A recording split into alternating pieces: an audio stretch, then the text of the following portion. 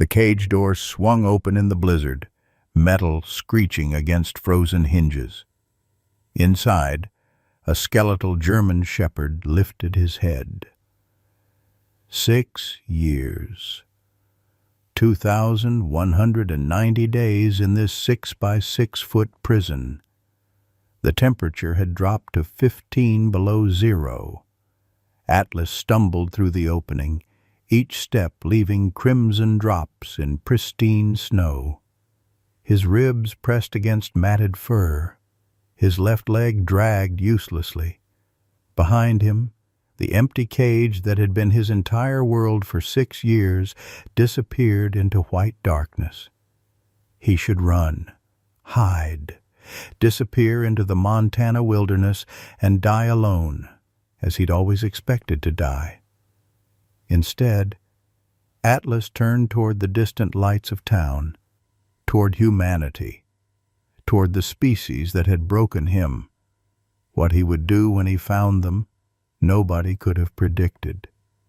Some say dogs are just animals, but what Atlas did next proved they have souls worth saving. Leave a like and share your thoughts in the comments along with the city you're watching from now. Let's continue with the story. Oak Ridge, Montana was the kind of town where everyone knew everyone's business. Population 3,200.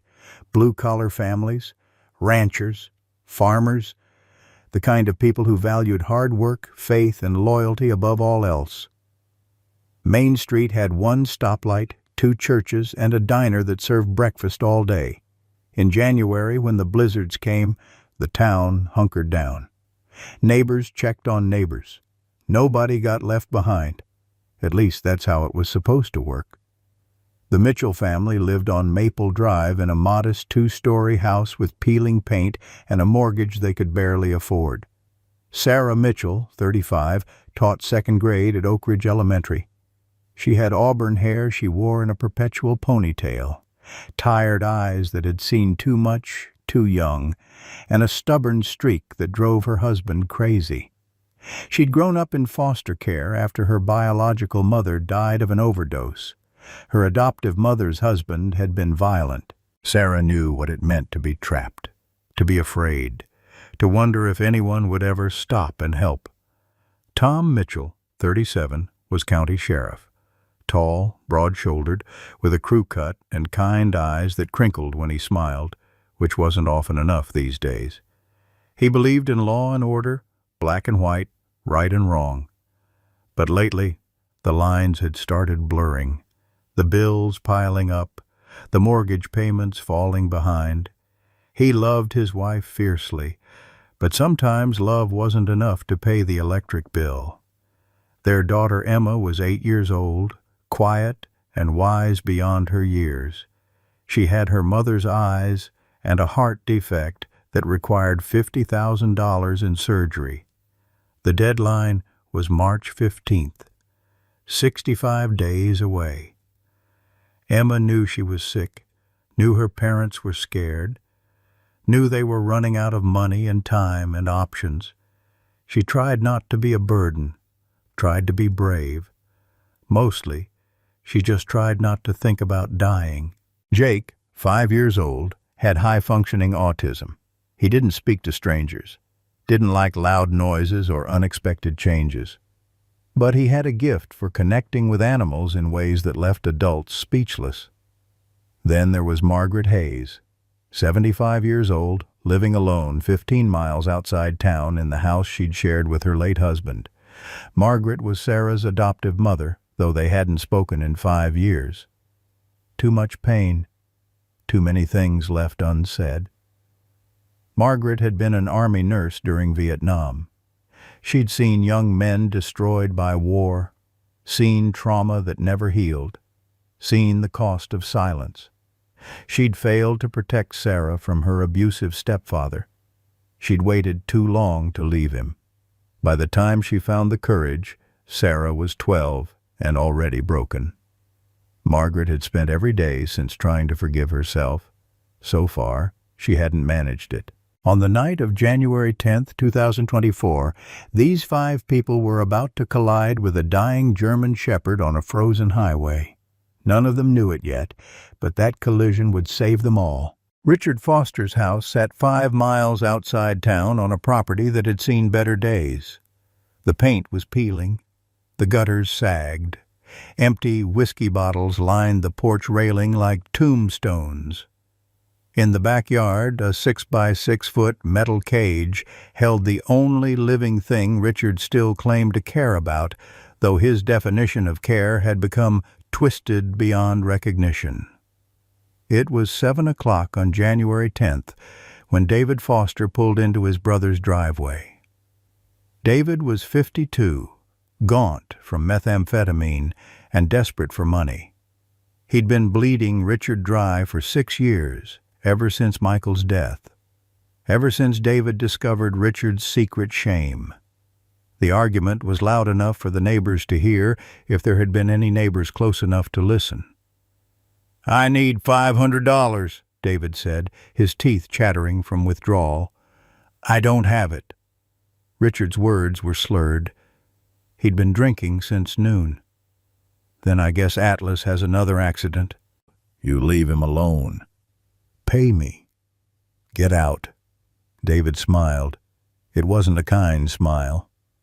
On his way out, he walked past the cage where Atlas huddled against the cold. David reached for the padlock, turned the key, left the door swinging open. "Freedom, boy," David whispered. "Let's see how long you last in this weather." Atlas heard the truck roar away, heard Richard collapse on the couch inside. The cage door rattled in the wind. Open. After 6 years, finally open. Atlas stood on trembling legs, his left hind leg, broken 2 years ago and never treated, dragged uselessly. Every breath hurt. The cold cut through his matted fur like knives. He could barely remember what freedom felt like. He looked back at the house. Michael's scent still lingered there, even after 6 years. Michael, who had loved him. Michael, who had taught him to smile, to trust, to believe in goodness. Michael was gone. But Atlas wasn't dead yet. He limped through the open door and into the blizzard. Snow stung his eyes. Wind tore at his fur. He had no destination, no plan, just instinct driving him forward, toward town, toward lights, toward the faint, desperate hope that somewhere in this frozen world someone might care if he lived or died. Behind him, bloody paw prints marked his path, already disappearing under fresh snow. The Mitchell family was returning from Emma's cardiology appointment when Sarah saw him. They were on State Highway 89, mile marker 47, visibility nearly 0. Tom drove carefully, both hands on the wheel. In the back seat, Emma stared out the window. The doctor's words echoed in her mind. Surgery cannot be delayed past March 15th. She was 8 years old. She shouldn't have to think about dying. But the flutter in her chest, the way she couldn't run without gasping, reminded her constantly that her body was a ticking clock. "Mommy, what's that dark spot?" Emma's voice was small. Tom squinted through the windshield. "Probably debris, probably. We should keep going. Roads are getting worse." Sarah leaned forward. Something about the shape made her chest tighten. "Stop the car." "Sarah, we can't stop in this weather." "Stop the car!" Tom hit the brakes. The truck skidded slightly before coming to rest on the shoulder. Sarah was already unbuckling her seatbelt. "What are you doing?" Tom's voice rose. "It's dangerous out there." Sarah didn't answer. She shoved open the door and stumbled into knee-deep snow. The wind tried to push her back. She pressed forward, one hand shielding her eyes. The dark shape resolved into something alive. A dog, large, German shepherd maybe, collapsed on its side. Snow was already beginning to cover it like a burial shroud. Sarah dropped to her knees. Her hands found matted fur, ribs pressing through skin, a heartbeat so faint she almost missed it. The dog's eyes fluttered open, brown eyes, tired, defeated, but still holding a spark of something that looked like hope. "Oh, God," Sarah breathed. "Tom, it's a dog. He's dying." Tom appeared beside her, flashlight cutting through the snow. The beam illuminated the full horror. Ribs like a xylophone, scars crisscrossing the visible skin, a leg bent at an unnatural angle, blood freezing in the snow around them. "We don't know if he's dangerous," Tom said, but his voice had already softened. "He's dying, Tom. He's dying right here." Emma climbed out of the truck, ignoring her parents' protests. She knelt in the snow, tears freezing on her cheeks. "Mommy, is he dead?" "Not yet, sweetheart." Tom ran a hand over his face. They were already drowning in medical bills. Emma's surgery, the mortgage. His salary barely covered necessities. A dying dog was a luxury they couldn't afford. Then Jake appeared. 5 years old, usually terrified of anything unfamiliar, walked through the snow without hesitation. He knelt beside the dog and placed one small hand on its head. Jake, who never touched strangers, who screamed at unexpected sensations, touched this dying dog with perfect gentleness. The dog's tail moved, just once, barely an inch, but it moved. Tom's resistance crumbled. "Okay, get him in the car." He lifted the dog carefully, shocked by how light it was. Should be 80 pounds, felt like 50. He laid it on blankets in the truck bed, and Emma climbed in beside it, refusing to leave. "It's okay, puppy," Emma whispered, holding a matted paw. "We've got you." They drove through the blizzard to Oak Ridge Veterinary Clinic. The emergency line rang 6 times before Dr. Rebecca Hayes answered. "I'm coming," she said without hesitation. "Keep him warm." 20 minutes later, Dr. Hayes arrived, took one look at the dog on her examination table, and her face went pale. "Get him inside, now." The Mitchell family waited in uncomfortable plastic chairs while Dr. Hayes worked. 45 minutes felt like 45 hours. When she finally emerged, her eyes were red. "Sit down," she said. "Please." She recited the litany of injuries: hypothermia, sepsis, malnutrition, old fractures, fresh wounds, broken teeth from biting cage bars. Every word was a hammer blow. "If you'd found him 6 hours later, he'd be dead." "Can you save him?" Sarah's voice cracked. "I can, but it'll cost between $7,000 and $8,000. Half up front." The silence was crushing. Tom pulled Sarah aside. "We can't afford this. Emma's surgery is $50,000. We don't even have that." Sarah looked through the window at Emma holding the dog's paw. "We'll figure it out." "How?" "We'll figure it out." The morning light through the clinic windows found Atlas stable, but critical. IV fluids dripped steadily into his foreleg. Sarah had refused to leave, spending the night in a plastic chair beside his kennel. Emma and Jake had fallen asleep curled together on the waiting room couch. Tom had gone home for a few hours of sleep he didn't get, staring at the ceiling instead, doing math that wouldn't add up no matter how many times he tried. Dr. Hayes arrived at 8 o'clock with coffee and dark circles under her eyes. She'd been thinking all night about the dog, about the injuries, about what kind of person could do this to a living creature. "There's something you need to know," she said, setting down her coffee. "I have to scan him for a microchip. It's standard procedure." Sarah's stomach dropped. "And if he has one?" "Then, by Montana law, I'm required to contact the registered owner within 24 hours. The scanner beeped across Atlas's shoulders. Once. Twice. Then a steady tone that made Sarah's blood run cold. Dr. Hayes read the screen. He's chipped. Name is Atlas. Owner is Richard Foster, 142 Pine Ridge Road, Oak Ridge. He has an owner? Sarah's voice was barely a whisper. Someone did this to him and still owns him? Tom had arrived just in time to hear. His jaw tightened. Don't call yet. Tom, I have to. It's the law. As county sheriff, I'm requesting 24 hours to investigate. Those injuries aren't neglect, Dr. Hayes. That's systematic abuse, criminal abuse. I need time to build a case. Dr. Hayes studied them both, saw the desperation in Sarah's eyes, the protective fury in Tom's stance. She'd been a vet for 25 years. She knew the difference between an accident and intentional cruelty.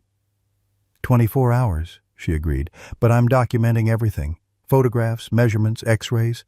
If this goes to court, we'll need evidence. Sarah knelt beside Atlas's kennel. He was awake, watching her with those tired brown eyes. We're not giving you back, she whispered. I don't care what the law says. Tom drove to the sheriff's office, running on coffee and rage. He called Deputy Marcus Wade, his most trusted officer. Run a background check. Richard Foster, 142 Pine Ridge Road. Everything you can find. 20 minutes later, Marcus called back. Got some interesting stuff here, boss. Richard Foster, 58, retired mechanical engineer. Army Reserves in the 80s, never deployed. Wife Diane died in 2016, breast cancer. Son Michael died January 15, 2018. Single vehicle accident, Route 89. After that, Richard's got a couple minor charges. Bar fight in 2019, dismissed. Public intoxication in 2020. Nothing violent, but definitely a man falling apart. What about the son? Michael James Foster, 23 when he died. Army veteran, served in Iraq 2014 to 2016. Local paper covered his funeral. Said he was a good kid, hometown hero type. Tom thanked Marcus and hung up. Then he drove to 142 Pine Ridge Road. The property looked like abandonment in slow motion. Grass overgrown, paint peeling, empty bottles everywhere. Tom parked across the street and watched. An old pickup truck sat in the driveway, rust eating its edges. In the backyard, clearly visible from the road, stood a metal cage, empty now, door hanging open. Tom walked to the neighboring house. Mrs. Patterson answered, 72 years old, with suspicious eyes that softened when she saw Tom's uniform. Sheriff Mitchell, what brings you out here? Questions about Richard Foster. When's the last time you saw his dog? Mrs. Patterson's face clouded. That German shepherd? Years, Sheriff. Years. I didn't even know he still had it.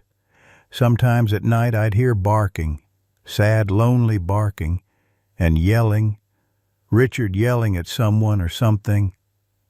I should have called someone, shouldn't I? But he'd lost so much. His wife, his boy. I thought maybe I was hearing things. Tom thanked her and returned to his truck. He pulled out his phone and searched for Michael Foster's obituary. Found it in the Oak Ridge Gazette archives, dated January 20th, 2018. Michael James Foster, 23, died January 15, 2018, in single-vehicle accident on Route 89. Beloved son of Richard Foster. Veteran who served his country with honor. Memorial service at Oak Ridge Community Church. Tom kept digging. Found Michael's Facebook page, still active, frozen in time. The photos told a story. June 2013. Michael grinning, holding a German Shepherd puppy. Best birthday ever, Dad got me Atlas. He'll be my strength through everything. More photos. Michael in uniform, Atlas beside him. Michael returning from deployment, Atlas jumping into his arms. Then the photos changed. Fewer smiles, darker captions. November 2017. Some days are harder than others. Atlas gets it. He always gets it. January 15th, 2018. Morning. The last post Michael ever made. Atlas is sick, running to get antibiotics. Back soon, buddy, hold on. Tom sat in his truck as snow began to fall again. The pieces were forming a picture, but it was incomplete. Michael died the same day he went to get medicine for Atlas. Was that why Richard blamed the dog? Because in Richard's broken mind, if Atlas hadn't gotten sick, Michael wouldn't have been driving that day. It was twisted logic, grief logic, the kind that destroyed people from the inside out. Sarah was still at the clinic when her phone rang. She saw the name and almost didn't answer. 5 years of silence. 5 years of unspoken pain. Mom, Margaret's voice was uncertain. Sarah, Is something wrong? Is it Emma? How did you know to call? I heard about Emma's appointment at the hospital. Small town. Word travels. Is she okay? Sarah closed her eyes. She needs surgery. $50,000. By March 15th. Silence on the line. Then, what do you need? Sarah's voice broke. I need your help. Not money. Just, I need someone who understands. Understands what? What it's like to be trapped, to be hurt, to wonder if anyone will help. 20 minutes later, Margaret walked through the clinic doors. Sarah stood. They looked at each other across 5 years of hurt. Margaret was older, grayer, more stooped. Sarah was harder, more tired, carrying weight she shouldn't have to carry. Show me, Margaret said. Sarah led her to Atlas's kennel. Margaret knelt, her nurse's eyes cataloging injuries with professional precision. She'd seen wounds like these before. Different context, same pattern. Intentional. Repeated. Systematic. This wasn't neglect, Margaret said quietly. This was rage. The owner lost his son 6 years ago. Margaret's hands stilled. PTSD? The son was a veteran. Iraq. Margaret closed her eyes. She'd treated hundreds of soldiers, watched trauma destroy them in slow motion. And nobody helped him. He died the same day his dog got sick. So the father blamed the dog. Margaret stood, her joints protesting. Your stepfather was like this. Not at first. But anger left unchecked becomes poison. It spreads, infects everything. Sarah's throat tightened. Why didn't you stop him sooner? The question hung between them, sharp and necessary. I was weak, Margaret said. By the time I found courage, you were already hurt. I'm sorry, Sarah. I'm so sorry. But you did stop him. You chose me eventually. Too late. But you did. Sarah looked at Atlas. Someone has to stop it. Someone has to say enough. Margaret placed a weathered hand on Sarah's shoulder. Then we stop it. Together this time. They embraced for the first time in 5 years. Outside, snow continued to fall, covering the world in white, making everything clean and new, at least for a moment. Dr. Hayes released Atlas on January 12th with strict instructions. IV fluids twice daily, antibiotics every 8 hours, soft food only, minimal activity. And a warning that made Sarah's heart ache. He'll be terrified of everything. Loud noises, sudden movements, raised hands. You're not just treating physical wounds. Tom carried Atlas to the truck. The dog weighed almost nothing, all bone and matted fur. Sarah had set up a bed by the fireplace, surrounded by Emma's stuffed animals arranged like a protective circle. When they brought Atlas inside, he froze in the doorway. His eyes went wide, scanning every corner, every shadow. He'd never been inside a house before. "It's okay," Sarah whispered. "You're safe now." Atlas didn't believe her. His body language screamed terror. Ears flat, tail tucked, trembling so hard his legs could barely hold him.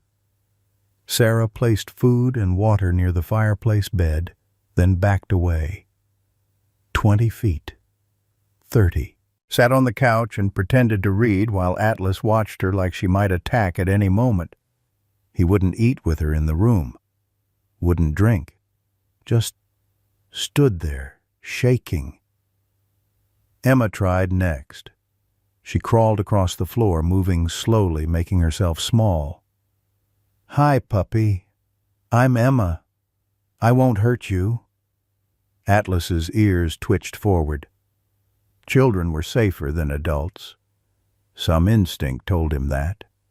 Emma sat cross-legged 10 feet away and opened a book. Started reading aloud, not looking at Atlas, just existing in his space without demands. After an hour, Atlas's legs gave out. He collapsed on the bed, still watching, still afraid, but too exhausted to stand. Jake appeared in the doorway, clutching his favorite toy truck.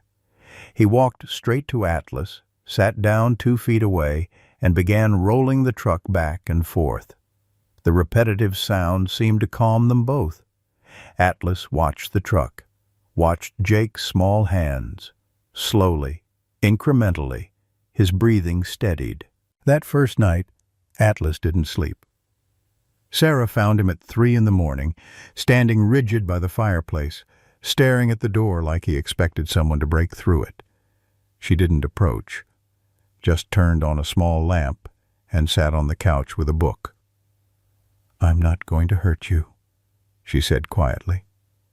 "Nobody here will hurt you. I promise." Atlas didn't believe her, but he listened. The breakthrough came on January 13th morning. Sarah sat reading aloud from a novel Emma had chosen, something about magic and friendship.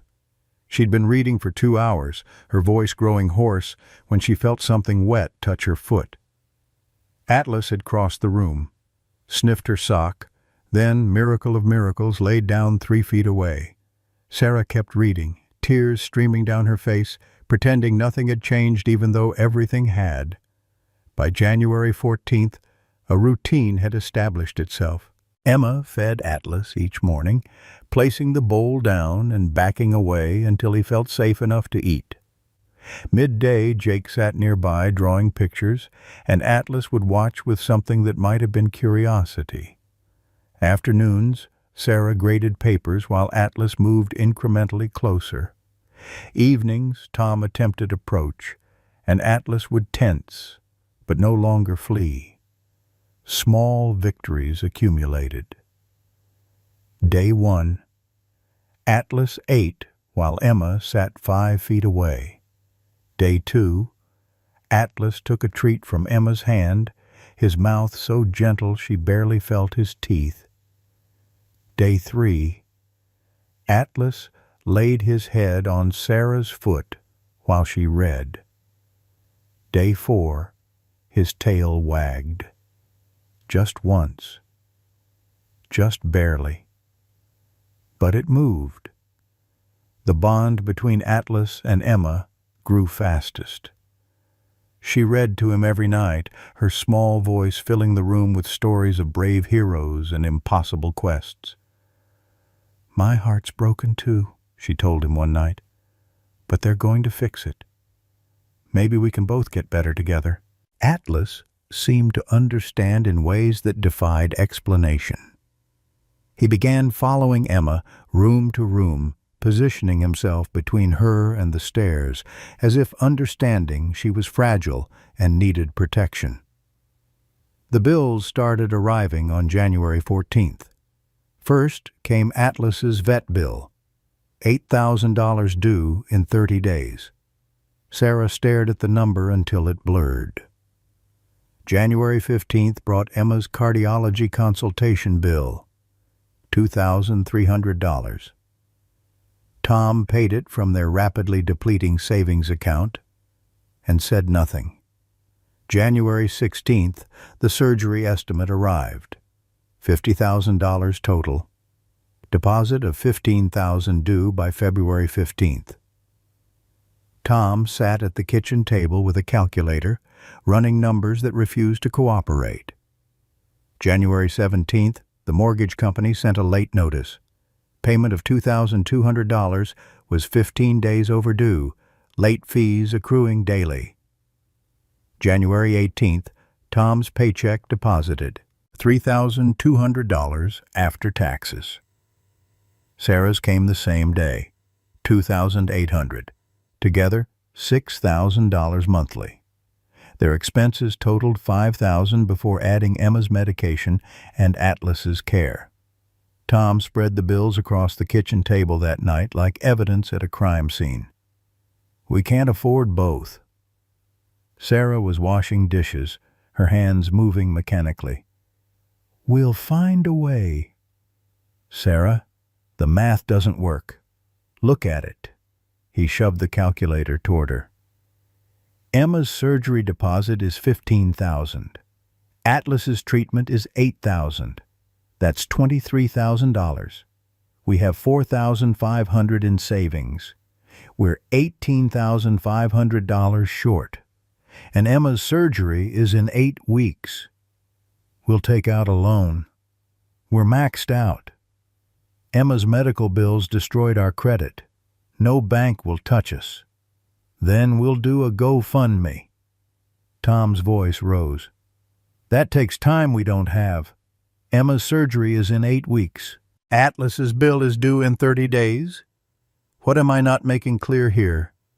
Sarah turned off the water, dried her hands slowly.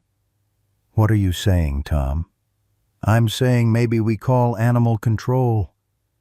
They'll find him a home, someone who can afford him. Sarah's face went white.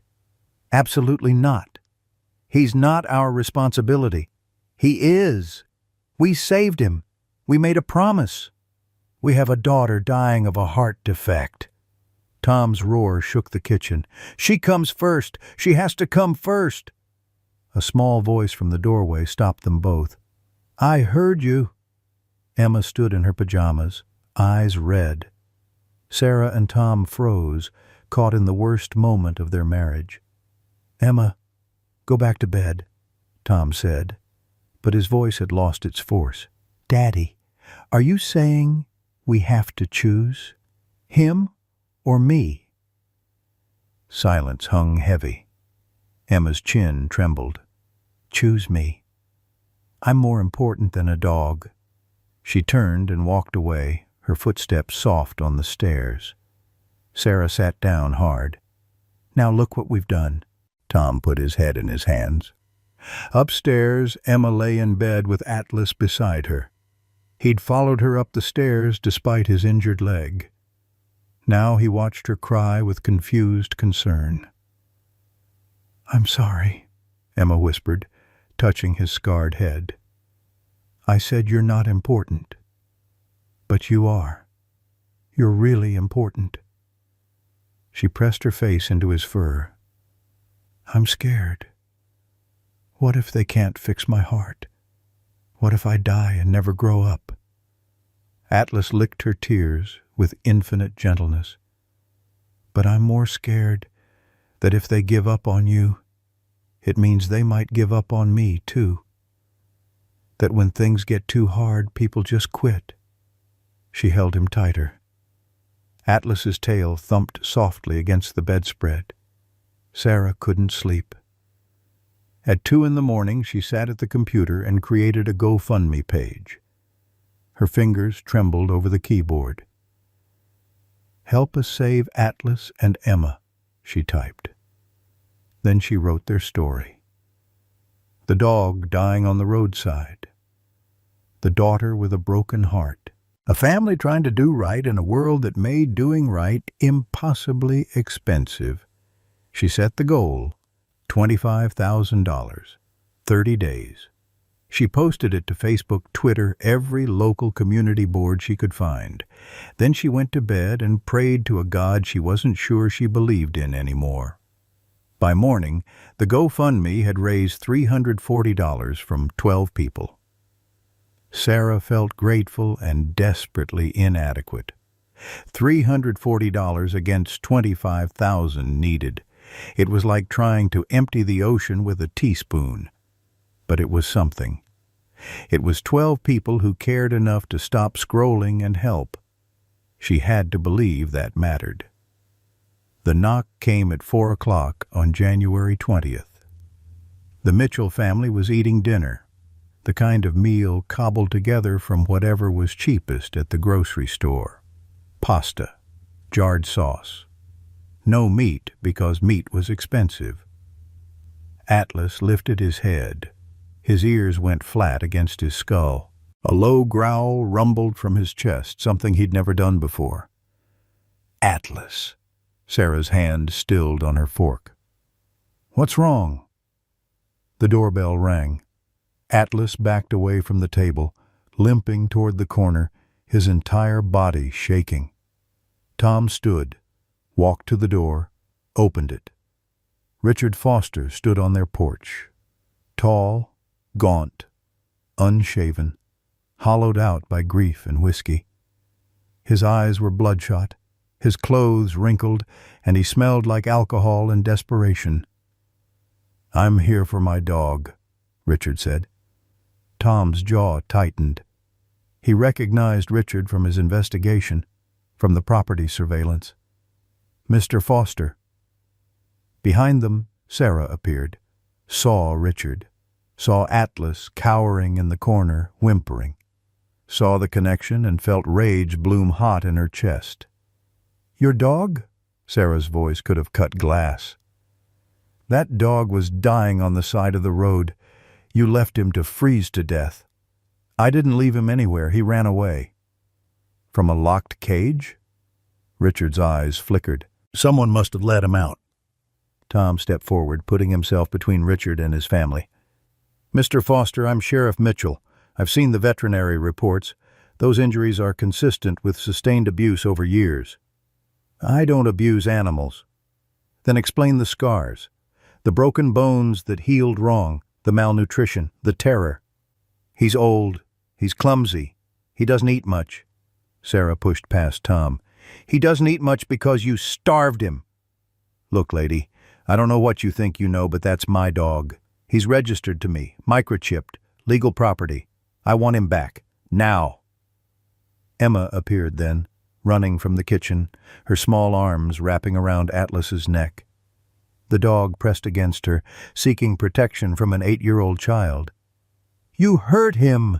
Emma's voice cracked with fury and tears. "I can see it in his eyes. He's terrified of you." Richard's face did something complicated. "Guilt? Recognition? Pain?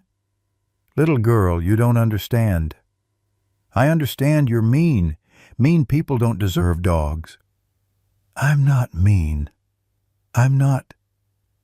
I just—" Richard's voice broke. "He was my son's dog. My son died 6 years ago. Tomorrow's the anniversary. I kept him because he's all I have left of Michael." Sarah's anger wavered just slightly. "I'm sorry about your son, truly, but that doesn't excuse what you did to Atlas. I'm not making excuses, I'm taking what's mine." Tom's voice dropped to cop mode, cold and official. "If you take him, we press charges. Dr. Hayes documented everything. Photographs, X-rays, measurements. Animal cruelty is a Class C felony in Montana." That's up to 10 years in prison and $50,000 in fines. You want to fight this in court? We will. And I'll make damn sure every person on that jury sees exactly what you did to him." Richard stared past them at Atlas, who was hiding behind Emma, this broken man looking at his broken dog. "Atlas, come here, boy." Atlas didn't move. His whimper was barely audible. Richard tried again, louder. "Atlas, come." Nothing. Atlas pressed harder against the wall. Richard's voice broke entirely. "Atlas, please. It's me. Please." The dog didn't recognize his old master's voice as anything but danger now. 6 years of fear had overwritten everything that came before. Richard's shoulders sagged. Tears streaked his unshaven face. 6 years I kept you, fed you, gave you water, and now you won't even come when I call?" Sarah's voice was softer now, but no less firm. "Because you also hurt him, Mr. Foster. And dogs remember. They forgive sometimes, but they always remember." The silence stretched. Richard looked at his former dog, his dead son's dog, and saw only fear reflected back. "Fine," he said finally. "Keep him. But I'll be back. With a lawyer. He's mine legally, and I'll prove it." He turned to leave, paused on the steps, without looking back. "His favorite food is chicken, plain boiled chicken, no seasoning. That's what Michael used to make him." Then Richard Foster walked to his truck and drove away into the falling snow. The family stood frozen. Atlas slowly emerged from behind Emma, his body still trembling. "He's not taking you," Sarah promised, kneeling beside him. "I don't care what the law says. He's not taking you." Tom closed the door, locked it. "Sarah, legally he has a case. The dog is registered to him. Then we fight." Emma wrapped her arms around Sarah's neck. "Daddy fights bad guys all the time. This is a bad guy, right?" Tom looked at his daughter, his wife, the terrified dog they'd pulled from a snowbank. "It's not that simple." Emma's voice was small but fierce. "Yes, it is. You just don't want it to be." Margaret arrived at the Mitchell home the next morning with a determined look that Sarah recognized from childhood. Her mother on a mission was an unstoppable force. "I did some digging," Margaret announced, spreading papers on the kitchen table. "Called in favors from my Army nurse contacts. Got Michael Foster's service records." The records painted a picture of a young man destroyed by war. Michael Foster, Army specialist, combat engineer in Iraq from 2014 to 2016. His unit defused IEDs. In July 2015, one exploded. 3 soldiers died. Michael survived but watched them die, tried to save them, failed. He was diagnosed with PTSD, recommended for therapy. He refused. The stigma was too strong. Soldiers didn't need therapy. Soldiers were tough. Soldiers pushed through. He came home broken and pretending to be whole. Margaret had also obtained medical records through connections that were technically illegal but morally necessary. Michael's civilian doctor had treated him for depression in 2017. Prescribed antidepressants. Michael rarely took. In December 2017, Michael was admitted to the emergency room after falling downstairs, though the attending physician noted in his private notes, possible suicide attempt, patient denies. January 2018, a therapist wrote, patient expressing suicidal ideation. Strongly recommended intensive therapy. Patient refused treatment. 2 weeks later, Michael was dead. Margaret drove to the county records office and requested the accident report. The details were clinical and damning. January 15, 2018, 6:47 p.m., Route 89, mile marker 52, Michael's truck. Snowing, icy roads, speed estimated at 70 miles per hour in a 45 zone. No other vehicles involved, no skid marks, no attempt to brake. Driver died at the scene. Substance tests negative. Ruling, accident due to weather conditions. But Margaret had treated enough soldiers to read between the lines. No skid marks meant Michael didn't try to stop. High speed in dangerous conditions meant he didn't care about survival. The location was 5 miles from Richard's house, in the opposite direction from the veterinary clinic. Michael wasn't going to get medicine for Atlas. Michael was driving away from everything, and he made sure he didn't come back. On January 25th, Margaret drove to 142 Pine Ridge Road. Richard answered the door with a bottle in his hand, suspicion hardening his features. "Who are you?" "Margaret Hayes. I'm a nurse. I need to talk to you about your son." "Get off my property." "Michael didn't die in an accident." Margaret's voice was clinical, practiced from delivering hard news to families. "He killed himself." Richard's face drained of color. "You don't know what you're talking about. I've treated hundreds of soldiers with PTSD. I know the signs. I've read the accident report. No skid marks. High speed. Wrong direction. You know I'm right." "You've known all along. Get out. That's why you couldn't let Atlas go and couldn't love him, because Michael chose to leave, and Atlas stayed, and you couldn't forgive either of them for surviving when Michael didn't." Richard slammed the door so hard the frame shook. Margaret returned to the Mitchell house and told Sarah everything. They sat at the kitchen table, the weight of Michael's story pressing down on them both.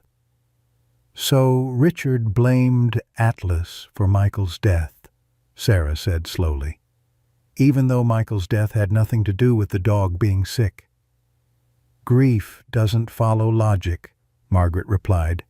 "It finds targets, usually the wrong ones." Sarah looked toward the living room where Atlas slept by the fireplace, finally starting to feel safe. "Someone has to break the cycle.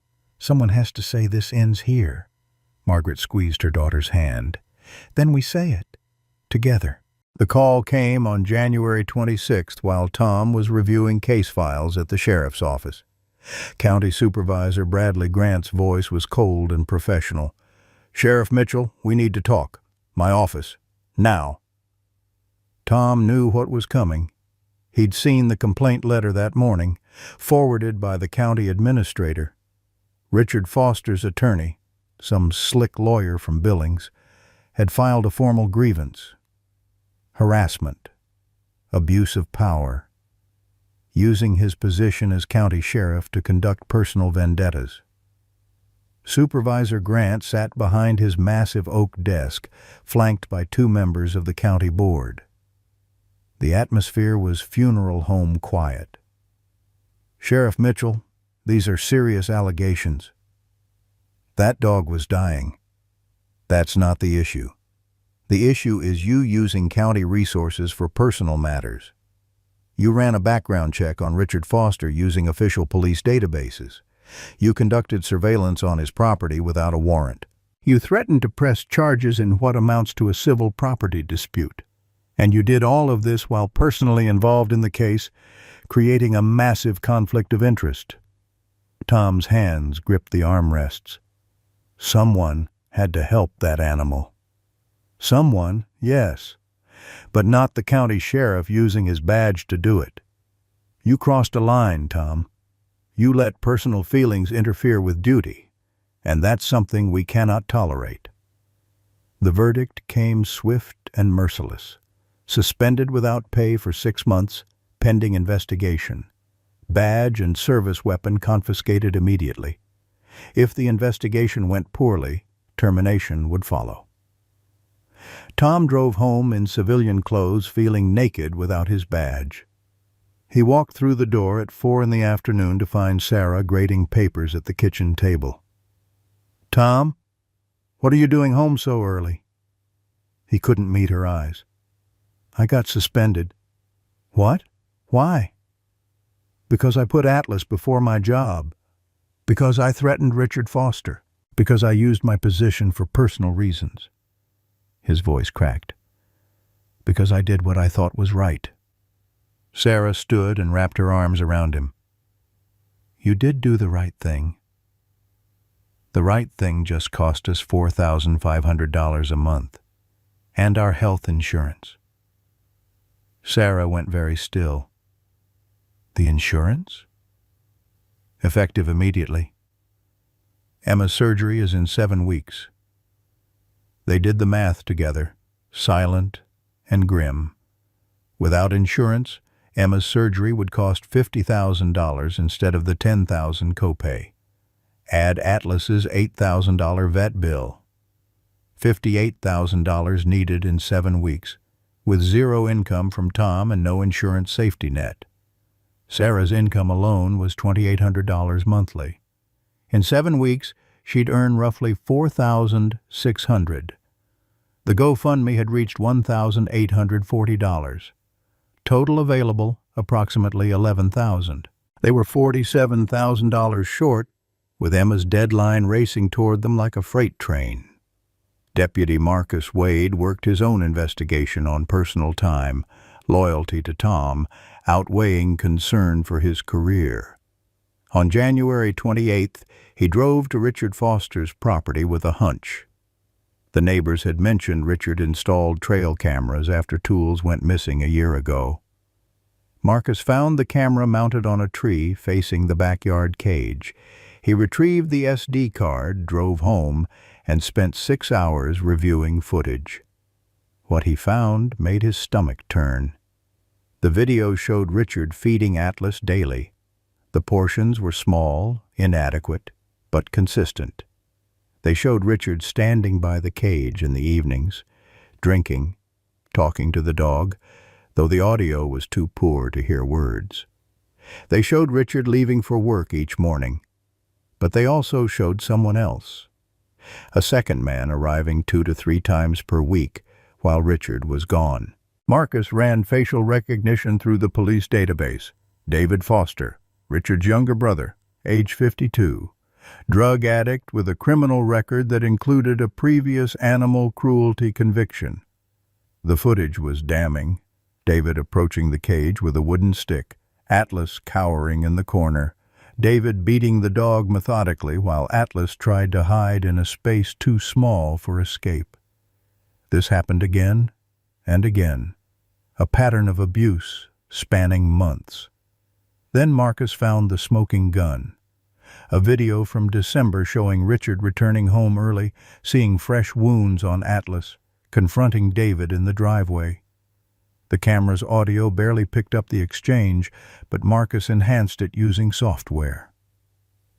Richard: "I told you to leave him alone." David: "Then pay me what you owe." Richard: "I don't owe you anything." David: "You owe me for keeping quiet. About Michael. About what really happened. Pay up or the dog gets worse." Richard handed over cash. David left. Richard stood alone in his driveway, staring at the cage, looking like a man drowning in quicksand. Marcus brought the evidence to Tom on January 30th. They sat in Tom's living room, the videos playing on a laptop while Sarah and Margaret watched in horrified silence. "Richard wasn't the one abusing Atlas," Tom said slowly. "At least not directly." "David was extorting Richard," Marcus confirmed, "threatening to expose some secret about Michael's death if Richard didn't pay. When Richard couldn't pay, David hurt the dog." Sarah's voice was tight with barely controlled rage. "So Richard was protecting Atlas by paying David off?" "In a twisted way, yes. He thought keeping Atlas in the cage where he could monitor him was safer than letting him run free where David could do worse. Margaret leaned forward. It's still abuse. Passive abuse. Richard made a choice to protect his reputation over protecting that dog. Agreed. But it changes the picture. Richard's not a monster. He's a weak man who made terrible choices. They drove to Richard's house that afternoon, showed him the videos, watched him break down completely, sobbing into his hands, whiskey bottle forgotten. "I couldn't report him," Richard choked out. "He's my brother. And he said he'd tell everyone Michael killed himself, that I failed as a father. I couldn't let Michael's memory be ruined. I couldn't face that shame." Tom's voice was harder than it had been. "So you let Atlas be ruined instead? I'm weak. God help me, I'm weak. David's going to jail. We have enough evidence for extortion and felony animal cruelty, but you, Richard, what happens to you depends on what you do next." Richard looked up with red-rimmed eyes. "What can I do? How can I possibly make this right?" On February 3rd, Emma collapsed at school. Her teacher found her unconscious on the playground, face blue, pulse thready. The ambulance arrived within 6 minutes. By the time Sarah reached the hospital, Emma was in the ICU, hooked to machines that beeped her failing heart rhythm. Dr. Phillips was grim. "The arrhythmia is worsening. We can't wait 8 more weeks. We need to operate within 2 weeks. I'm sorry, but if we don't, she won't make it to March." New deadline, February 17th, Emma's 9th birthday. 2 weeks away. $50,000 needed. 11,000 available. The GoFundMe exploded on February 4th when a local news station picked up the story. Sheriff suspended for saving abused dog while daughter needs life-saving surgery. The headline was clickbait perfection, and it spread like wildfire. National news picked it up. Social media amplified it. People who'd never heard of Oak Ridge, Montana, suddenly cared deeply about a family trying to do right in a broken system. February 5th, $8,000 raised. February 7th, $25,000. February 9th, $48,000. By February 10th, the GoFundMe had raised $68,000 from people all over the country, even a few international donors. The comment section was a river of humanity. This is what we should be. Faith in humanity restored. Sending love from Seattle. Praying for Emma and Atlas both. Sarah cried, reading the comments aloud to Emma in her hospital bed. Emma was hooked to monitors, her small body dwarfed by medical equipment, but her eyes were bright. "Mommy, all these people care about us?" "Yes, baby. All these people care. Even though they don't know us. Especially because they don't know us. That's what makes it beautiful." On February 12th, Richard Foster appeared at the Mitchell house. He looked different, sober, clean-shaven, clear-eyed in a way Tom hadn't seen before. He carried an envelope. "I want to help," Richard said without preamble. "Richard, the GoFundMe has enough now. We're okay. This isn't about the GoFundMe." Richard opened the envelope. Life insurance papers, Michael's policy, paid out in 2018. $100,000 that Richard had never touched, couldn't bring himself to spend. Guilt money sitting in an account gathering dust and accusations. "I want to give $50,000 to Emma's surgery fund. The rest I'm donating to the VA for veteran mental health services. In Michael's name." Tom shook his head. "We can't accept that. Michael would want this. He loved kids. He wanted to be a father someday. Let him save Emma. Please. Let me do one good thing." Sarah appeared in the doorway. "Richard, please," Richard repeated. "Let me help. Let Michael's death mean something." They accepted. What else could they do? Sometimes grace comes wearing the face of a broken man trying to piece himself back together. On February 13th, Richard's attorney filed paperwork with the county. Richard Thomas Foster formally surrendered all ownership rights to the German Shepherd, registered as Atlas, signed over to Sarah and Tom Mitchell, legal, binding, complete. The attorney asked one more time, "Mr. Foster, are you absolutely certain?" "I've never been more certain of anything in my life." That evening, Richard stood in the Mitchells' backyard, separated from Atlas by a glass door. He asked if he could say goodbye properly. Sarah hesitated, protective, then agreed. She brought Atlas to the door. The dog saw Richard through the glass and tensed but didn't flee. 6 weeks of safety had begun to rebuild what 6 years had broken. Richard knelt on the other side of the glass, tears streaming. "I'm so sorry, boy. I'm so sorry. Michael loved you more than anything, and I failed you both."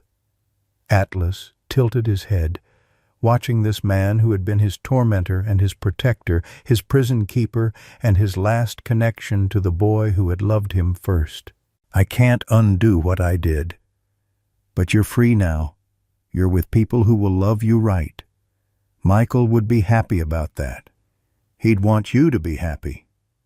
Richard placed his palm against the glass. Atlas stared at it for a long moment. Then slowly he stepped forward, put his nose against the glass where Richard's hand pressed. Not forgiveness yet, maybe not ever, but acknowledgement. A small moment of connection before the final goodbye.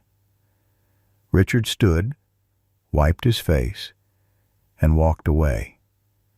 Atlas watched him go, then turned back to Emma, who had been standing quietly in the hallway. He limped to her side and leaned against her leg. "He's really ours now?" Emma asked her mother. "He's really ours? Forever?" Atlas's tail wagged, that gentle thump, thump, thump that meant home, safety, belonging, things he'd almost forgotten existed. Outside, Richard Foster drove away from the Mitchell house for the last time, feeling lighter and heavier all at once. The weight of ownership lifted. The weight of guilt firmly settled. He'd spent 6 years trying to hold on to Michael by holding on to Atlas. Now he understood the only way to honor Michael was to let go. Some things you save by releasing them. Some people you love by walking away. Richard was learning that lesson far too late, but he was learning it. David Foster was arrested on February 14th at 6 o'clock in the evening. Deputies Marcus Wade and Jennifer Chen found him at a rundown motel on the edge of town, high on methamphetamine, surrounded by evidence of his extortion scheme. Text messages to Richard demanding payment. Photos of Atlas he'd sent as threats. A wooden stick with dried blood on it that made Marcus physically ill. The charges were extensive: felony animal cruelty, extortion, blackmail. Bail was set at $50,000. David couldn't make $50, let alone $50,000. He was processed and thrown into a holding cell to wait for his court date on February 16th. Marcus went home feeling like justice had finally arrived, even if it came too late to undo the damage. At 11 o'clock that night, the jail's night clerk processed David's release. Someone had posted bail in cash. $50,000 in $100 bills, delivered by a courier service that refused to name the client. "Who paid this?" Deputy Hayes asked David as he signed his release papers. David's smile was chemical and wrong. "None of your damn business." He walked out into the February night, free again, rage and methamphetamine mixing into something explosive. In his fractured logic, everything was Tom Mitchell's fault. Tom had arrested him. Tom had turned Richard against him. Tom had taken away his cash cow. Tom had destroyed everything. And if Tom loved that dog so much, maybe Tom needed to understand what loss felt like. David drove to a friend's house, borrowed a hunting rifle, and headed toward Maple Drive. The Mitchell house was dark at 2 a.m. Tom and Sarah slept fitfully, worried about Emma's upcoming surgery. Emma was at the hospital overnight for observation. Jake slept in his room, surrounded by his toy trucks arranged in precise lines. Atlas lay by the fireplace, sleeping but not deeply. 6 years of hypervigilance didn't disappear in 6 weeks. His ears swiveled at every sound. Wind against windows, the furnace clicking on, ice shifting on the roof. Then a new sound. Wrong. Dangerous. Breaking glass. Atlas was on his feet instantly, the old leg screaming protest but adrenaline overriding pain. A low growl rumbled from his chest, instinct and training from a life before the cage surfacing. Michael had worked with him on protection commands years ago. Guard. Alert. Protect. The growl woke Tom. He lay still for a moment, processing. Atlas never growled. Atlas was afraid of everything. Atlas only growled when something was genuinely wrong. Tom reached for his service weapon before remembering it had been confiscated. He grabbed the baseball bat from under the bed instead and moved toward the bedroom door. "Tom!" Sarah's voice was sleep-rough and frightened. "Stay here. Lock the door. Call 911. "Tom, don't—" But he was already moving down the stairs, bat gripped in white-knuckled hands. He found Atlas in the kitchen, hackles raised, teeth bared, facing the mudroom where the window had been smashed. Then David Foster stepped through the broken glass, tracking blood from his shoes, carrying a hunting rifle pointed at Atlas.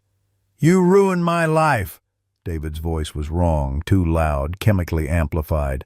"That dog destroyed everything!" Tom raised the bat. "Put the gun down, David." "Michael died because of him. Atlas got sick and Michael died." "Michael died because he had PTSD and didn't get help. You know that. Richard knows that. Blaming Atlas is just an excuse." "Shut up!" David swung the rifle toward Tom. "You took away my income. You turned my own brother against me. You destroyed my life for a dog." Atlas stood between David and the stairs where Jake slept, where Sarah was calling police, where his new pack needed protection. Every instinct screamed run, hide, escape.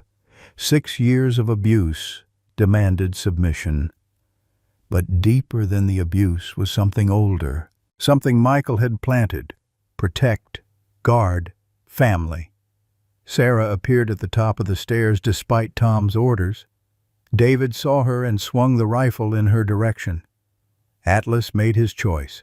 He launched himself at David, 90 pounds of muscle and fury and pure protective instinct overriding terror. His teeth found David's forearm. The rifle discharged, deafening in the small kitchen, the bullet punching through the ceiling and out the roof. David screamed and dropped the gun. Tom rushed forward and tackled him. They crashed to the floor, Tom's fist connecting with David's jaw once, twice, 3 times, until David stopped fighting. Jake appeared at the top of the stairs, crying. Sarah held him back, her phone still connected to 911 dispatch. Atlas released David's arm and backed away toward Emma's empty room, adrenaline fading, old wounds and new pain crashing over him. He collapsed in the doorway, shaking. Sirens wailed in the distance. Deputies Marcus Wade and Jennifer Chen burst through the front door with weapons drawn. They found Tom sitting on David's back, hands zip-tied, the rifle kicked safely into the corner. "About time," Tom said. David was arrested for the second time in 12 hours. This time, the charges included breaking and entering, assault with a deadly weapon, and attempted murder. This time, there would be no bail. As the deputies led David away, Marcus paused beside Tom. "You okay?" "Check the dog." Sarah was already kneeling beside Atlas, her nursing training kicking in. "Tom, he's bleeding." They found the injury quickly. A deep laceration across Atlas's right front paw, sliced open on broken glass during his attack. Blood soaked into the hardwood. But worse was how he held his left rear leg, the old fracture that had never healed correctly, now re-injured from the force of his jump. Rebecca Hayes met them at the clinic at 3 a.m, already in scrubs, coffee cooling on her desk. She'd known this call was coming the moment she heard about David's release. The examination was thorough and heartbreaking. The paw needed 12 stitches. The leg needed surgery. The old fracture had been damaged again, bone fragments grinding against each other, causing pain Atlas had learned to hide. "Surgery will cost around $3,000, Dr. Hayes said quietly. "I can repair it, but he'll never walk normally again. The damage is cumulative. Too many injuries over too many years." Tom and Sarah looked at each other across Atlas's sedated body. They'd just raised $50,000 for Emma. Richard had donated $50,000 more. The GoFundMe had $10,000 left after expenses. "Do the surgery," Sarah said. "Sarah, maybe we should—" "He saved our lives tonight, Tom. He jumped in front of a gun for us, for Jake, for me. We're doing the surgery." Tom looked at this dog who'd gone from victim to hero in 6 weeks, who'd chosen courage over fear, protection over self-preservation. "Do it, Dr. Hayes." The surgery took 4 hours. Dr. Hayes worked with the focus of someone trying to repair more than just bone and tissue. When she emerged, she looked exhausted.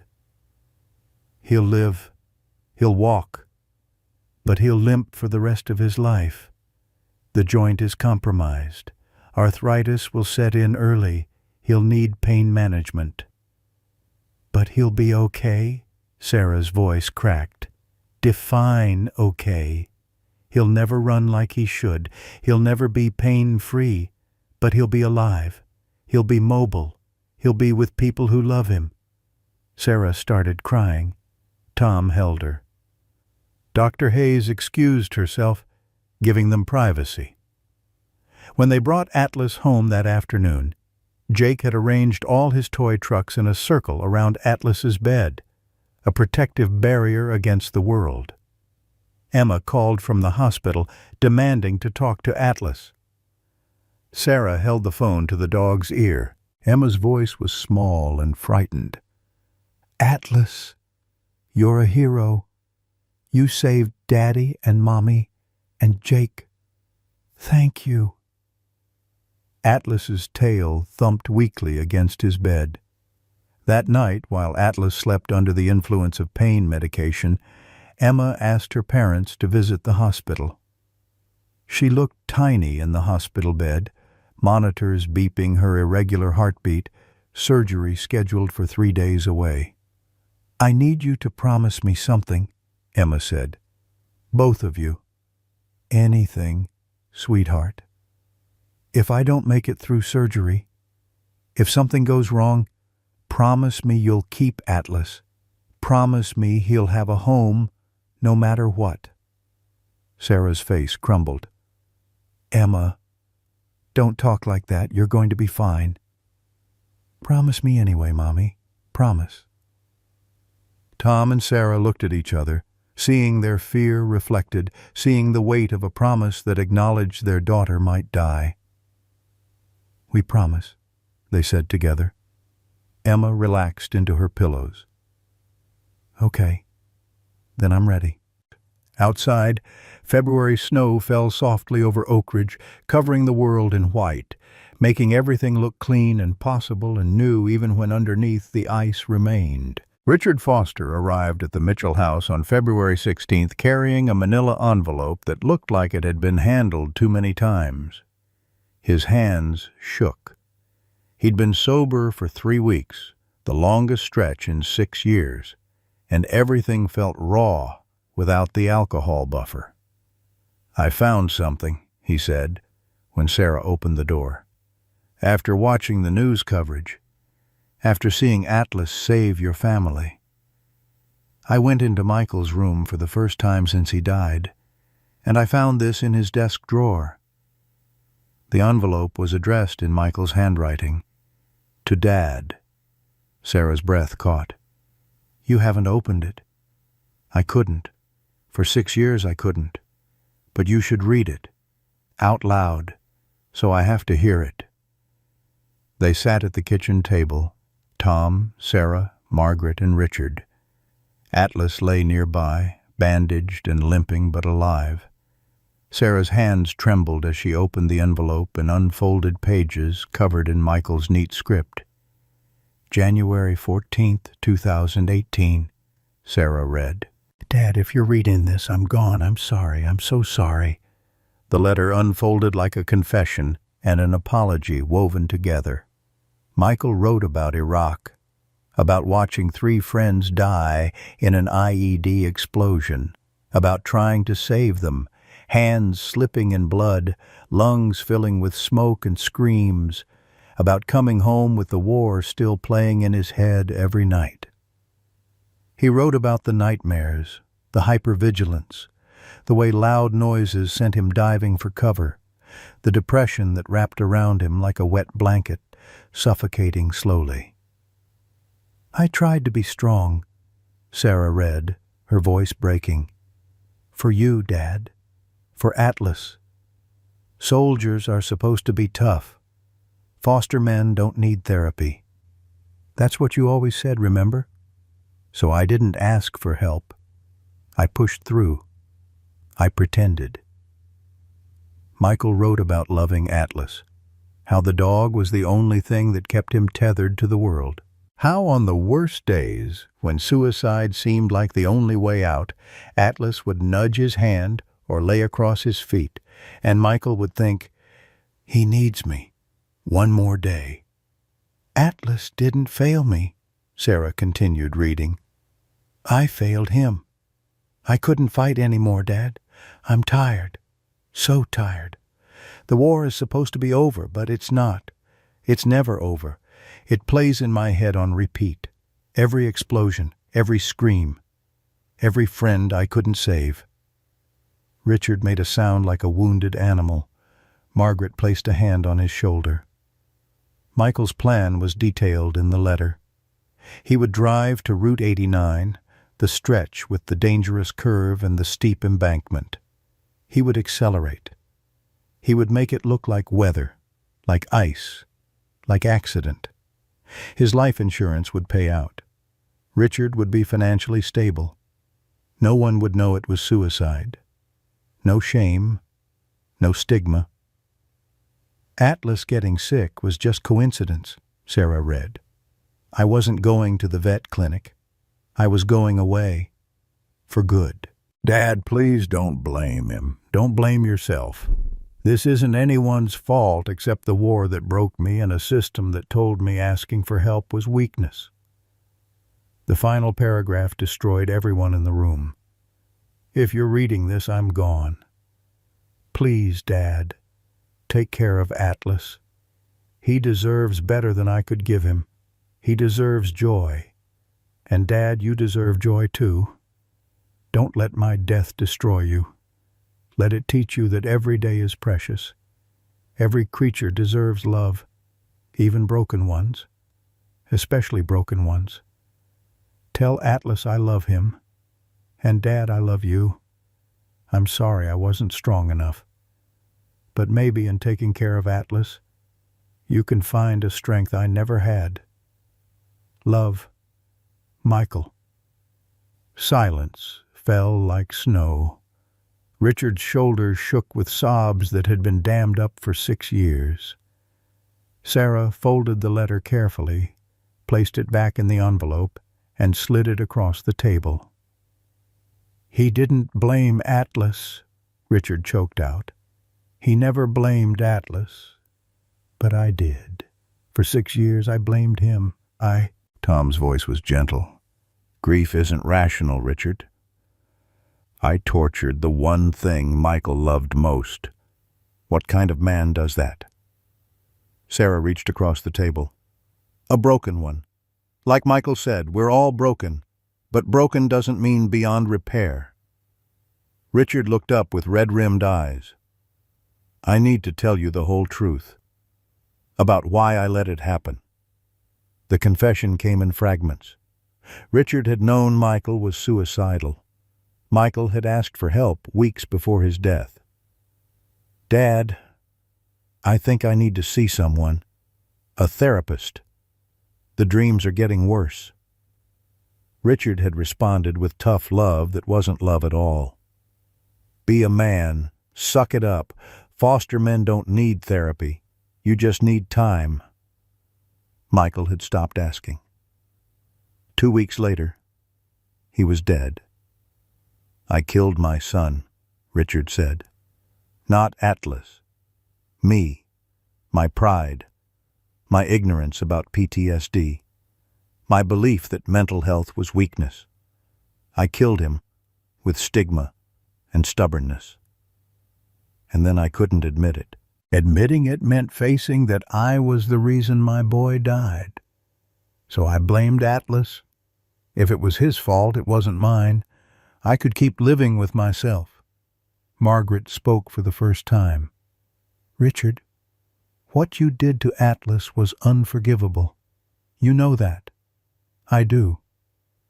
But what you're doing now, bringing this letter, telling the truth, that takes courage. It doesn't erase the past, but it's a start." Emma's surgery was scheduled for February 17th, her 9th birthday. The night before, Sarah stayed at the hospital with her daughter while Tom took Jake home. Margaret sat with Richard in the hospital waiting room, two broken people keeping vigil together. "When I lost my sister to overdose," Margaret said quietly, "I blamed myself. I should have seen the signs. Should have gotten her help sooner." Richard looked at her. "But you took in Sarah." "I did. And then I married a man who abused her, and I didn't protect her fast enough. I thought I could change him, thought love would fix him. I was wrong." "Why are you telling me this?" "Because I've spent decades trying to forgive myself, and I've learned that sometimes the only way forward is to do better now. We can't undo the past, Richard, but we can choose differently today." Richard's phone buzzed. A text from his doctor about test results he'd been avoiding. Stage 4 lung cancer, metastasized, 6 to 12 months. Treatment might extend life by a few months, but with terrible quality. Without treatment, 4 to 6 months. He stared at the screen, felt something like relief. He'd been given a deadline to make amends. "I'm dying," he told Margaret. "Cancer. 6 months, maybe less." Margaret didn't gasp or offer platitudes. She'd been a nurse too long. "What are you going to do with the time you have left?" "Make it right, however I can." On February 20th, Margaret drove to Richard's house and found him drunk, sitting in Michael's room with a gun on the floor beside him. She'd seen this before, recognized the signs of a man preparing to exit. "Don't you dare," Margaret said, her voice sharp with command. "Don't you dare waste Michael's sacrifice." "He didn't sacrifice anything. He gave up. He fought for 23 years with a demon in his head. That's not giving up. That's battling until you have nothing left. And you want to honor that by taking the coward's way out?" Richard looked at the gun, at Margaret, at the photo of Michael smiling with young Atlas. "You want to honor your son?" Margaret continued. "Live? Fix what's broken? help other veterans who are where Michael was. That's what he'd want. Richard let Margaret call Tom and Sarah, let them stage an intervention that was really an invitation back to the living. Let them drive him to the VA hospital where he checked himself into a 30-day inpatient program for PTSD, grief, and addiction. The night before Richard left for treatment, Sarah told him one more truth about Margaret, about her biological mother who was Margaret's sister, about the abuse from her stepfather that Margaret had eventually stopped, but not soon enough. "We're all broken people who tried to save broken creatures," Sarah said. "Margaret saved me. I saved Atlas. And now we're trying to save you. Because that's what Michael would have wanted.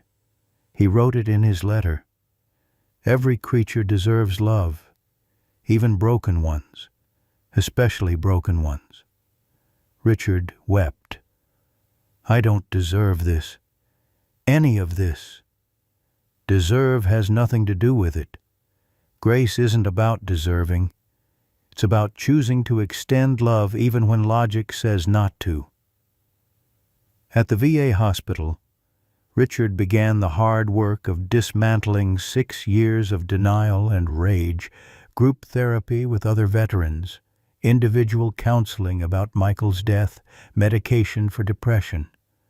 For the first time in 6 years, he talked about Michael without drinking first, talked about the guilt, the shame, the crushing weight of having failed his only child. His therapist, a kind woman named Dr. Chen, who'd treated hundreds of veterans and their families, told him something that shifted his perspective. "You didn't kill Michael. The war killed Michael. The stigma around mental health killed Michael. A system that fails to support soldiers killed Michael.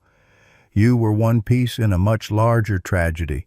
You made mistakes, yes, but you're not the villain of this story. You're another casualty.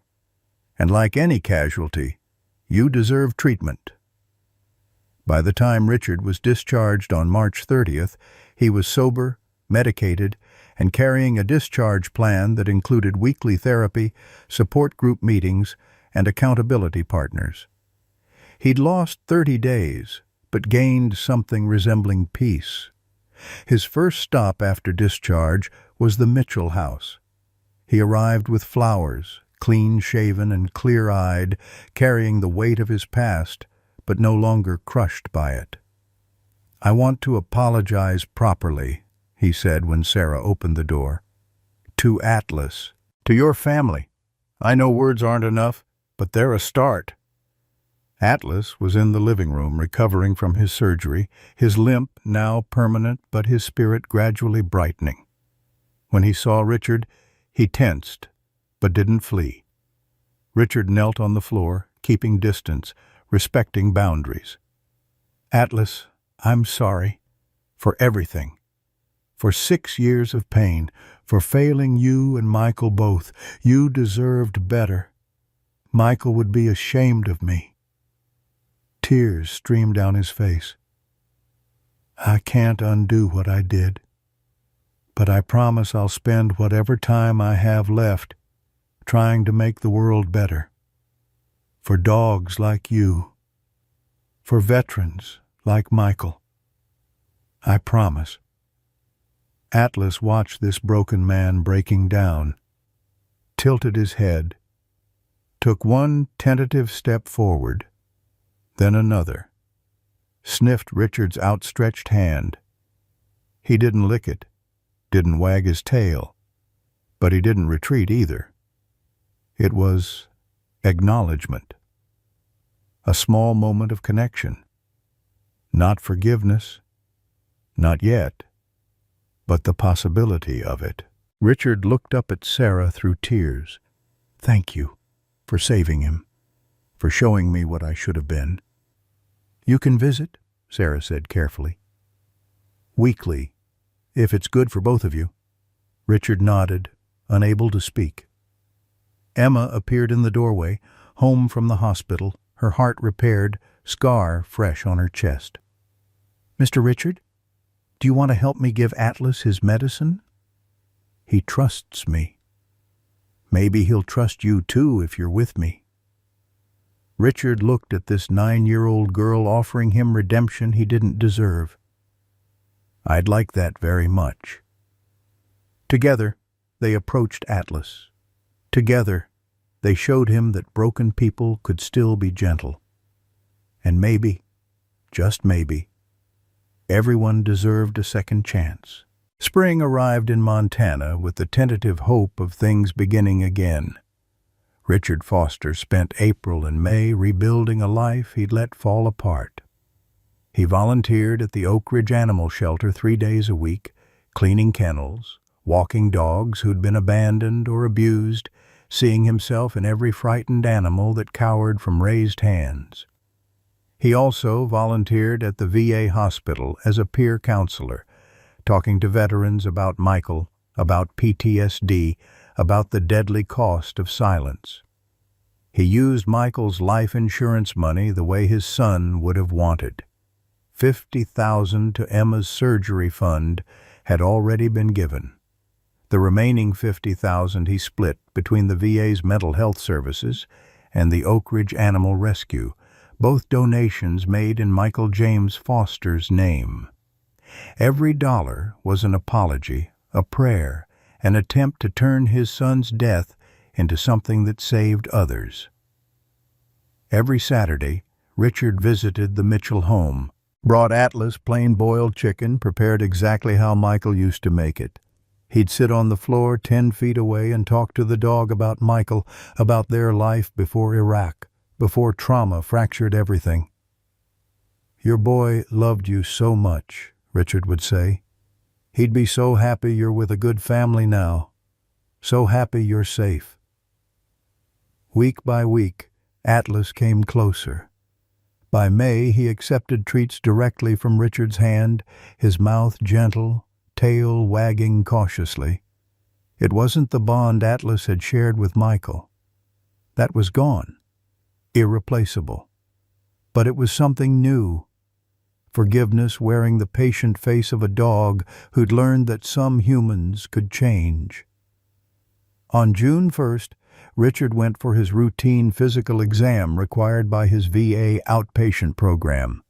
The doctor ordered a chest X-ray, standard for someone with his smoking history. When the results came back, Dr. Martinez's face was carefully neutral in the way doctors' faces get when delivering unbearable news.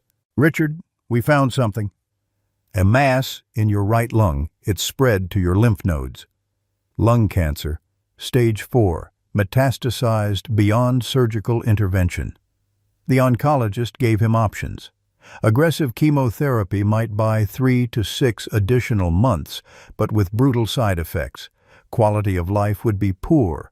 Palliative care would focus on comfort, accepting the timeline of 4 to 6 months.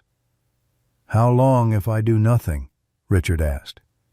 4 to 6 months, maybe less.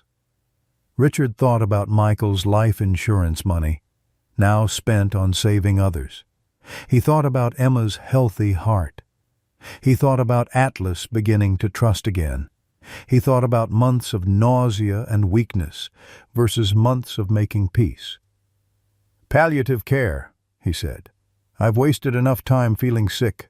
I want to use what's left."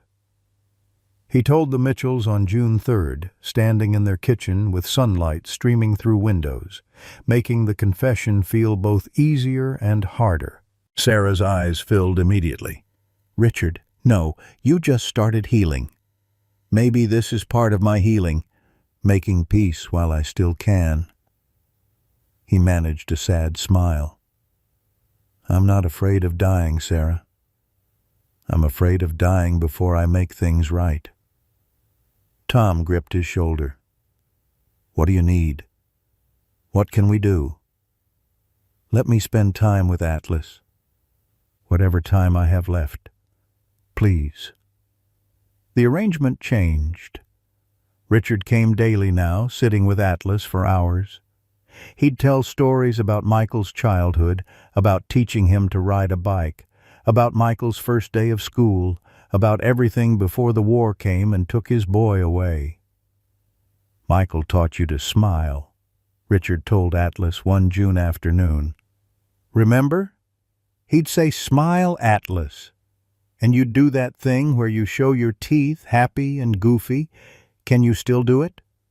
Atlas tilted his head, listening to this man who smelled like regret and medication, who spoke in the same cadence as the boy Atlas still remembered in dreams. Then, slowly, Atlas's mouth opened in that distinctly German shepherd expression that looked like a smile. Not full joy yet, but recognition. Memory surfacing after years of burial. Richard broke down, crying. There he is. There's my boy's dog. Summer passed in moments both ordinary and precious. Richard weakening but present. Atlas gaining strength, his limp permanent but his spirit brightening. Emma fully recovered, running and laughing, and living in ways that had seemed impossible 6 months earlier. By September, Richard's decline was visible. Weight dropping off.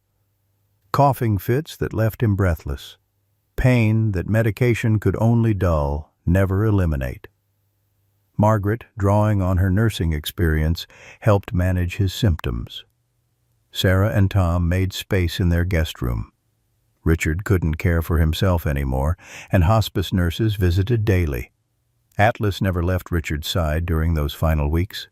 He'd sleep on the floor by the guest bed, head resting on paws, brown eyes watching this dying man with patient grace. When Richard cried from pain, Atlas would place his head on the bed, offering wordless comfort.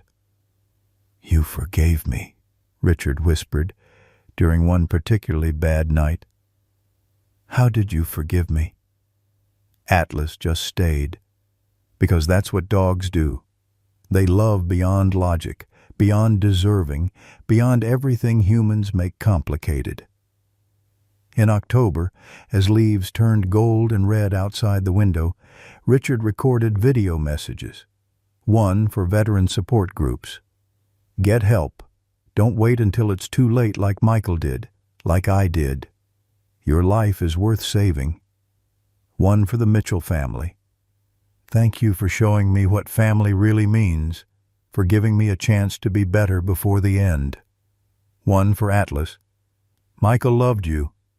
I loved you even when I couldn't show it properly.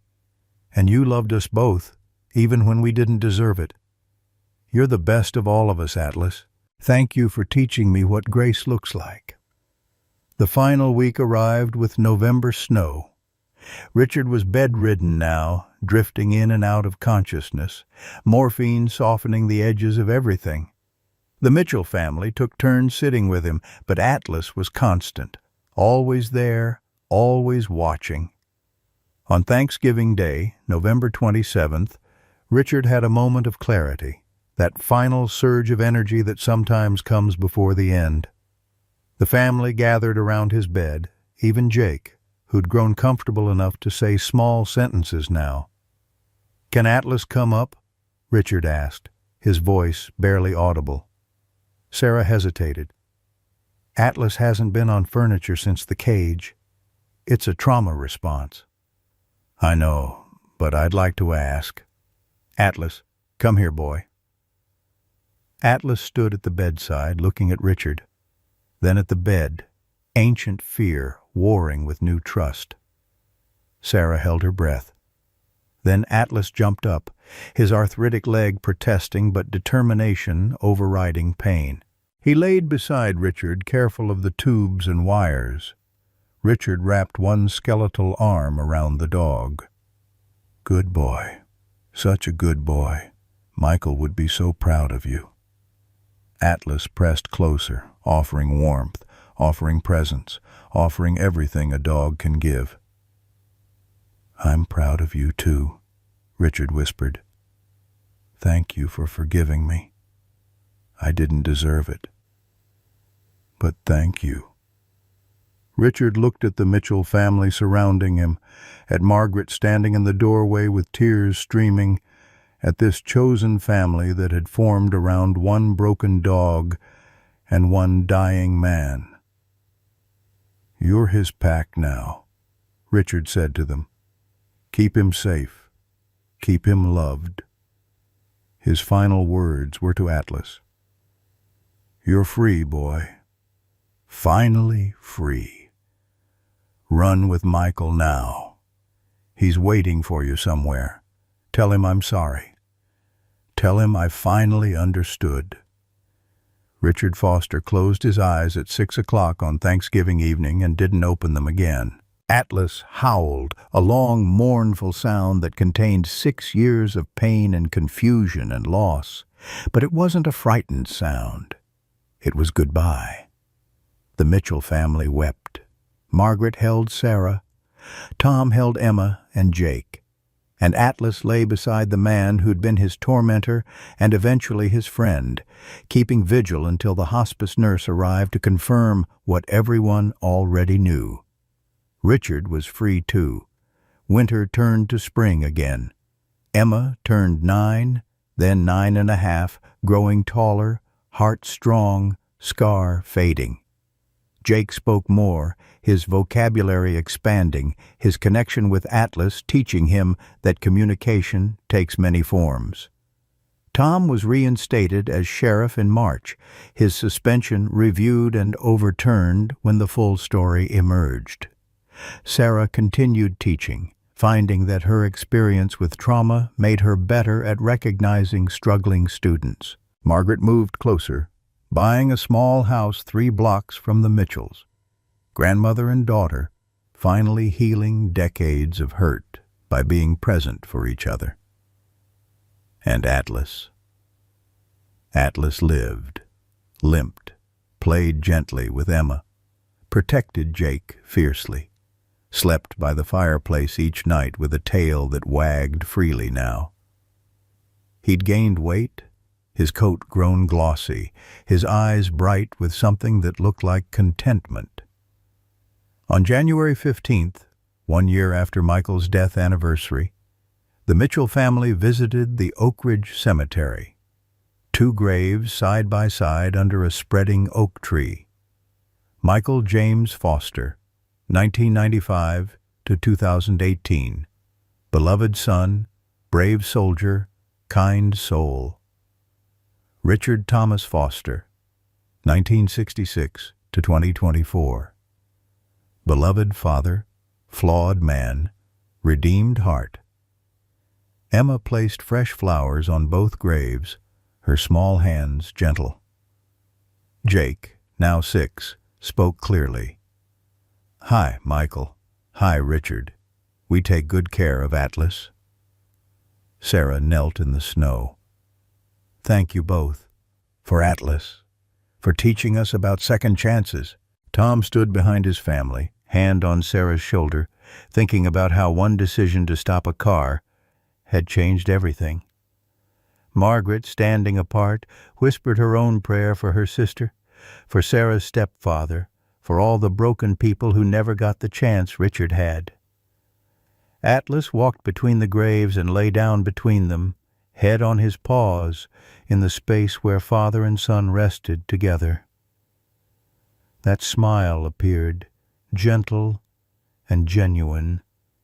Emma knelt beside him. "Atlas, are you happy now?" His tail wagged. Once, twice. "Yes." "Yeah, me too." They walked back to the car together, Atlas surrounded by his pack, choosing forward over backward, choosing life over death, choosing love despite everything. Sarah looked back once at the graves. Was it worth it? The money, the struggle, the pain? Tom squeezed her hand. Every second. Because Atlas didn't just escape a cage that frozen January night. He freed them all. Richard from guilt. Margaret and Sarah from their past. The Mitchell family from taking love for granted. "You know what Atlas taught me?" Emma said from the back seat. The the dog's head resting on her lap. That forgiveness isn't about forgetting.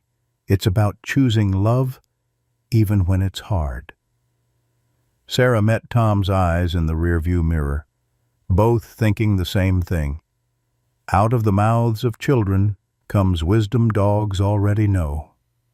Atlas closed his eyes as they drove home through light snow, the warm car humming around him, voices he loved filling the air with plans for dinner, for tomorrow, for all the tomorrows he'd been given when he should have had none.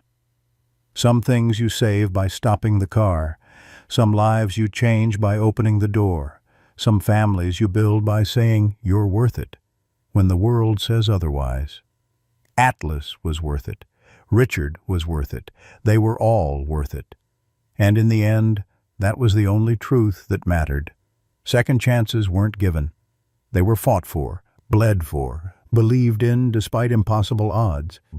And sometimes, if you were very lucky, if you chose love over logic and grace over judgment, those second chances bloomed into something beautiful, something worth every struggle, every sacrifice, every moment of doubt. They drove home through the Montana snow, a family built from broken pieces, held together by the stubborn belief that nothing, not even the most damaged among us, is beyond saving. All you have to do is stop the car, open the door, and say the words that change everything. You're worth saving. You're coming home. You're family now. This story reminds us that it's never too late to choose love over regret. Richard spent 6 years drowning in guilt, hurting the one thing his son treasured most, believing he was beyond redemption. But when he finally faced his pain and chose to make amends, he discovered something profound. Second chances aren't just given, they're created through courage and grace. How many of us carry regrets we think are too heavy to put down? How many broken relationships do we believe are beyond repair? Atlas taught us that forgiveness doesn't mean forgetting the pain, it means choosing connection despite it.